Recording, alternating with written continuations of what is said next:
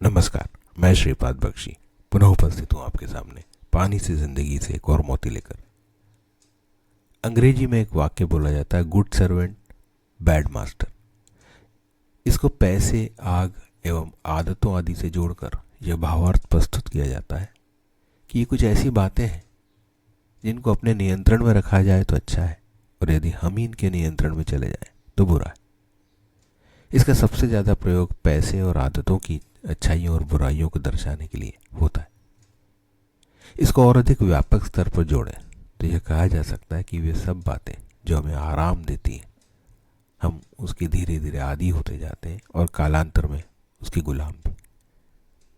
आधुनिक संदर्भ में 2 पहिया और 4 पहिया वाहन इसी श्रेणी में आते हैं। इसलिए अब यदि आर्थिक स्थिति अनुमति ना भी दे तो भी लोन आदि लेकर आज उनको खरीदा जाता है। सबसे नया और अच्छा उदाहरण ज़ोमैटो जैसी सुविधाएं हैं, जिनके कारण घर से नीचे उतरकर कुछ दूर से स्वयं खरीद कर लाई जा सकने वाली चीज़ें भी हम उन्हीं से मंगवाते हैं। कारण साफ है कि वो हमें आराम देती है। परंतु अभी तक जो बातें हमने देखी वो हमारे शारीरिक श्रम को कम करने वाली बातें थी,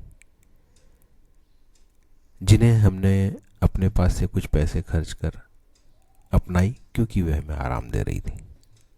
शारीरिक आराम मिलने का सीधा सीधा परिणाम अब हमारे सामने है। जीवन शैली में आए इन बदलावों से हमें कई नई बीमारियों से जोड़ दिया गया, और आज खान पान व्यवस्थित रहते हुए शारीरिक गतिविधियों में आई अत्यधिक कमी के कारण लगभग हर वर्ग के स्त्री पुरुष ब्लड प्रेशर, डायबिटीज, थायराइड, मोटापा व अदर हृदय संबंधी रोगों से ग्रसित हो रहे हैं। और यह भी बड़ा स्पष्ट है कि इन बीमारियों को ठीक करने की दवाइयाँ नहीं हैं, बल्कि अधिकतर दवाइयाँ इनको नियंत्रण में रखने के लिए।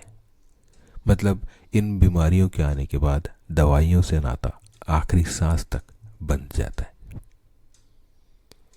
हमारे इस अनुभव के आधार पर अब जो आगे होने वाला है वह तो और भी खतरनाक होगा, ऐसा अनुमान लगाया जा सकता है।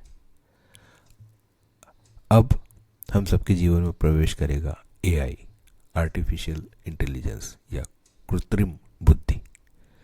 जैसा कि नाम से स्पष्ट है, यह हमारी बुद्धि या बौद्धिक क्षमताओं को आराम देने का काम करेगा।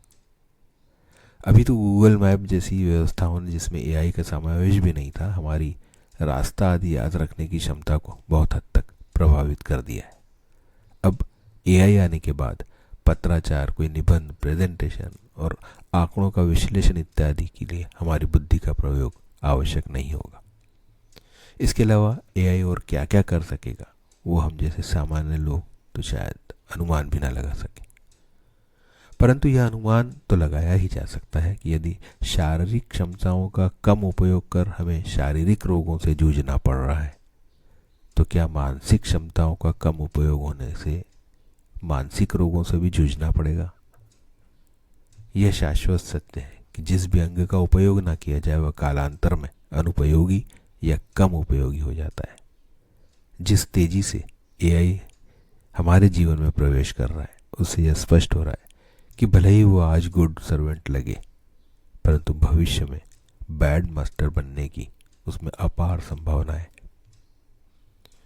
जब 90 के दशक में कंप्यूटर ने हमारे जीवन में प्रवेश किया, तब भी यह संभावनाएं उठी थी कि इससे नौकरियां जाएंगी, बेरोजगारी बढ़ेगी। पर हुआ उलट, और आज कंप्यूटर से जुड़ी नौकरियों का प्रतिशत काफ़ी अधिक है।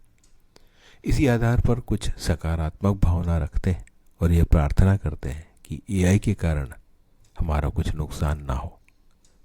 परिणाम तो आगे आने वाले समय में ही दिखेंगे, परंतु यह भी उतना ही सच है कि उसको आने से रोकना भी अब हमारे लिए संभव नहीं है।